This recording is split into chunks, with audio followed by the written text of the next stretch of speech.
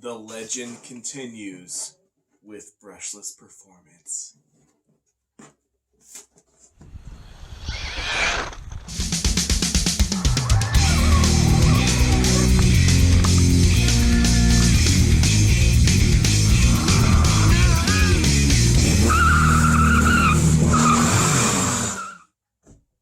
Drew here from Hobbies and Hotrods.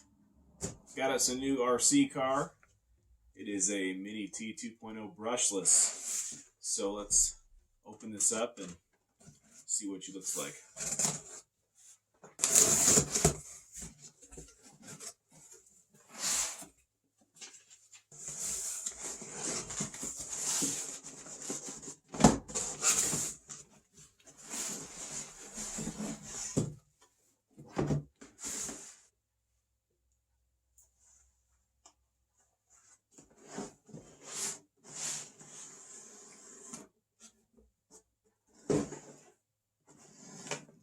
Very cool.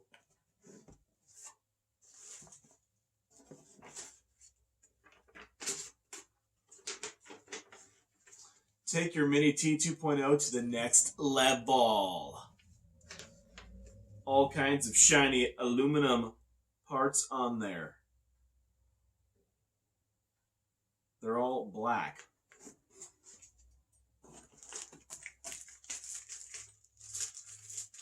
Batteries and wrenches.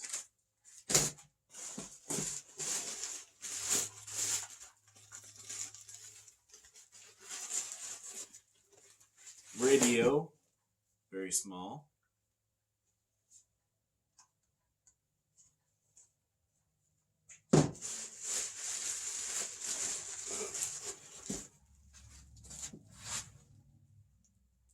USB charger.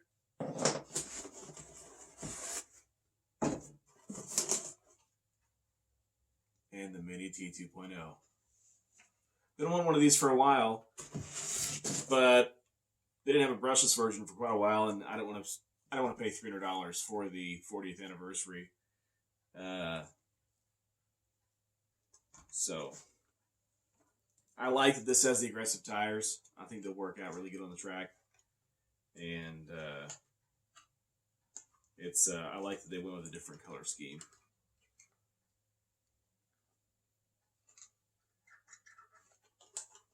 Compared to the Mini T, the stock shocks on this one are way better than the ones on the Mini T. I think they were just plastic, no oil filled shocks on the stock ones. Feels really good. Smells so fresh and plasticky. That's nice. That's nice. It's gonna be a shame to get it dirty, really.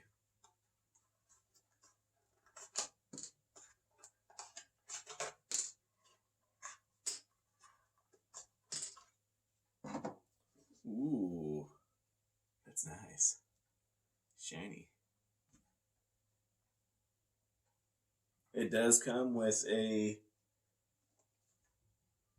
I think this is 800 milliamp hour. It says on here. Yes. It does come with an 800 milliamp hour battery, and I also got an extra one. So this is what it looks like. Out in the open. Very, it's like as big as they get in there. Because it does look really big compared to the old one. But you can see how close this is to... Here's the old Mini T 1.0. A little bit shorter wheelbase.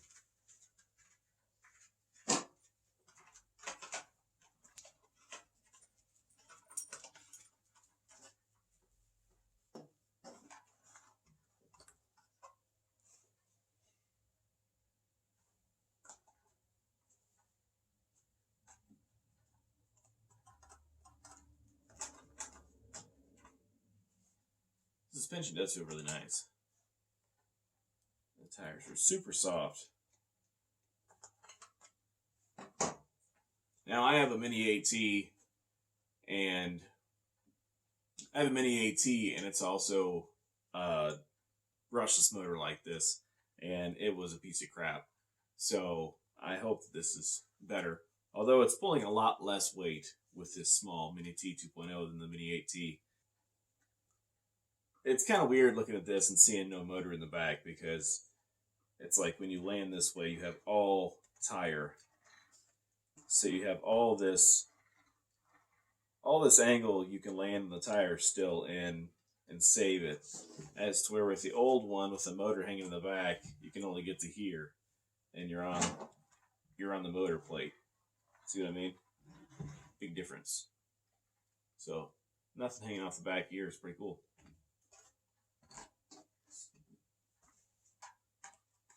Not a lot of guys around in stadium trucks, which sucks because I like stadium trucks. I mean, short course trucks are cool too, but around here there's still not a lot of guys who do short course trucks. It's mostly just 8 scale. So for $350 you get the big one, and which would be the 22. I don't think I ever did a review video on the Mini AT, but I should. I don't think I have. But if you'd like to see one, comment below. Anyway, so this looks really well built. It's pretty heavy duty. I love that the pan looks so pro. It does look like a real scale version of the big one.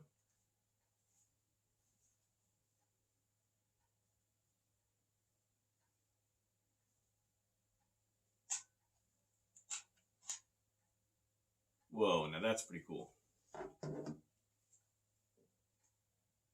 Huh. Wow, that's pretty cool.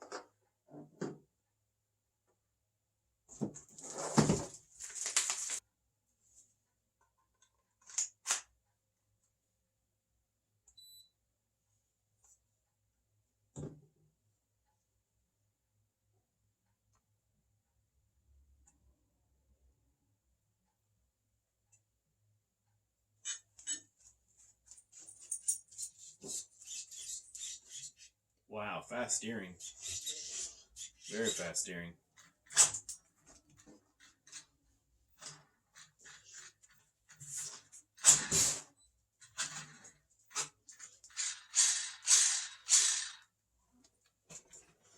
I'm not too crazy about the bass of the radio. I don't know, it's weird laying it on its side. I like the fat bass, just my opinion.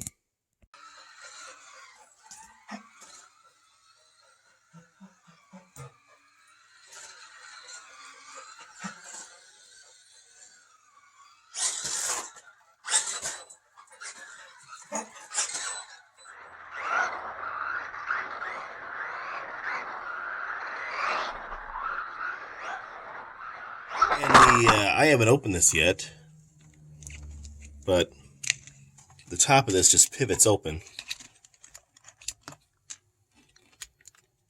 And then you can pull your battery out.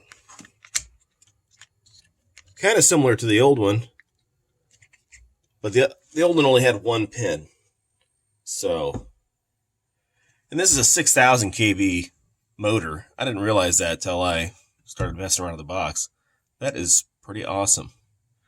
And I also like how they took the antenna and ran it through here, right through the shock tower, sticking out the back there like a tail. It's pretty cool. I think the best thing about the battery setup on this is not only can you take it out easily, but it has a regular lead on it and a balance lead. So you can use a regular charger with alligator clips, no problem at all. So, and I do like this charger. It's pretty simple. It's red when it's not charged and green when it is. And they recommend that you use a power plug that's a 1 amp, which from what I found, the first one I pulled out of the box was 1 amp for a cell phone. So for some reason it says if it's less than a 1 amp output, it could cause more heat. Even though I'm pretty sure it's only charging at half an amp. I guess they just like more current to be going in than what's going out, I guess. So, but I'm only charging this one at half an amp. I'm sure you could charge it to 0.8 but first time charging, I'm just going to take it slow.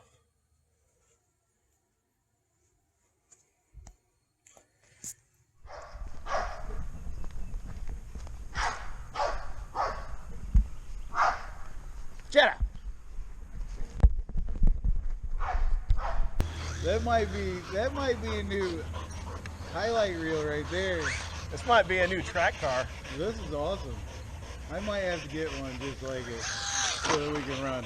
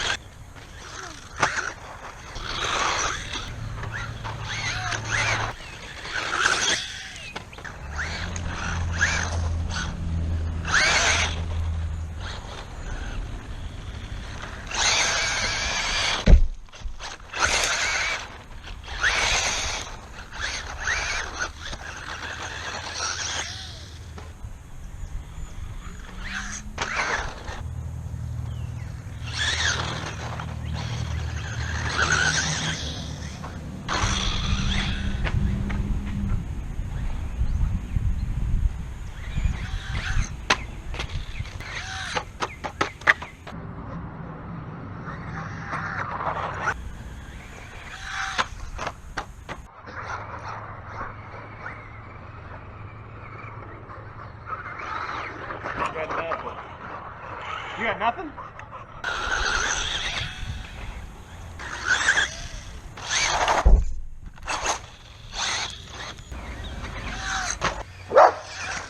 Oh, that's pretty fast.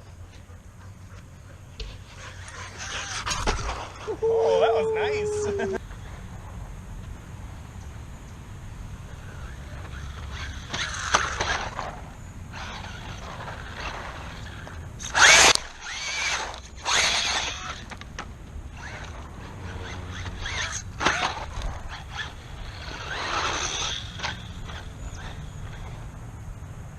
So I ran 3 or 4 packs of this yesterday. Extremely tough. Didn't break anything. I'm extremely impressed with the durability. The only thing that happened is the spoiler is a little straighter than it was from all the tail landings. And the body is very sturdy. There's no cracks in it, which is quite impressive because this thing landed on its top many times yesterday. Although it's pretty easy to drive on a track. I mean, all the jumps out there you can clear with this. It's got more than enough power. Plenty of traction on dusty, loamy tracks with these good tires. And I would have to give it a 9 out of 10. It's pretty awesome. So I would have to give it a 9 out of 10. Setup right off the bat is great. I think I ran a couple packs through this, and then I checked the axle nuts and snugged them up. Yeah, nothing's bent. The only thing I don't like is that the radio doesn't have turn knobs for the adjustments for the trims. I don't like that it has a push button because you can't see where it's at. It's nice to pick it up and see, if you hit something or if you start up and for some reason you have to adjust your trims, you don't know where they were before, and that just bugs me. And it is a cheap looking radio with no bass on it, in my opinion. But I do like that they put the brake caliper on the wheel. That's pretty cool. So. Also, the stickers on the body, not very good. This one's already peeling off. Like most stock bodies, you can tell that whoever put them on in a hurry and didn't take the time to push all the creases in. And if they did, they never make a sticker that has a cutout for that. It seems like it's always got a space that has air in it, like right here. And this was probably just not pushed on very good, and now it's going to peel all the way down the side because it's coming off there. So the decals are not great, in my opinion. But otherwise, great truck. Highly recommend it. It's definitely worth $200. Thanks for watching. Hobbies and Hot Rods.